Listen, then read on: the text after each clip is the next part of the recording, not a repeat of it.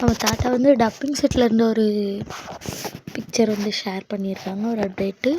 என்னதான் இருந்தாலும் திஹாக்கு பேபியே பிறந்திருந்தாலும் 2 பேருக்கும் கான்சென்ட்ரேட் ஒன்றுமே வரல.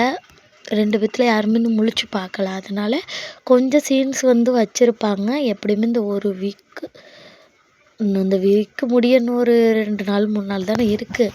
எப்படியுமே இந்த ஒரு வீக் வந்து அப்படி கொண்டு போவாங்கன்னு நான் நினைக்கிறேன். நிச்சயமாக வந்து நமக்கு மனசு கஷ்டப்படுறபடி இருக்காது. யாராவது ஒருத்தர்னாலும் நிச்சயமாக கண்ணு முழிப்பாங்க. நமக்கு நல்ல விதமாக தான் நடக்கும்னு நான் நினைக்கிறேன். தாத்தா வந்து என்னென்னா இடையில கொஞ்சம் அவங்க குரல் ஏதோ கோல்டு அப்படின்னு நினைக்கிறேன், வேறு யாரும் வந்து டப்பிங் பண்ணியிருந்தாங்க. இப்போ மறுபடியும் தாத்தாவே வந்து அவங்க குரலுக்கு வந்து டப்பிங் பண்ண ஆரம்பிச்சிட்டாங்க.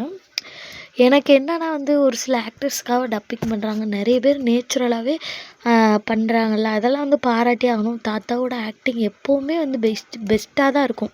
எம்என்ல அவரை வந்து பாராட்டணும்னு எனக்கு ஒரு ஆசை.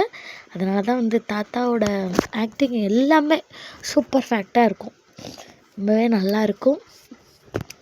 ஆசைகள் தானே, இவங்களை இப்படி பார்க்கணும், அவங்கள அப்படி பார்க்கணும். அப்போ இருந்து காவேரிக்கோ பாட்டி கூட ஒரு சில இடங்களில் வந்து சப்போர்ட் பண்ணாமல் இருந்திருக்காங்க.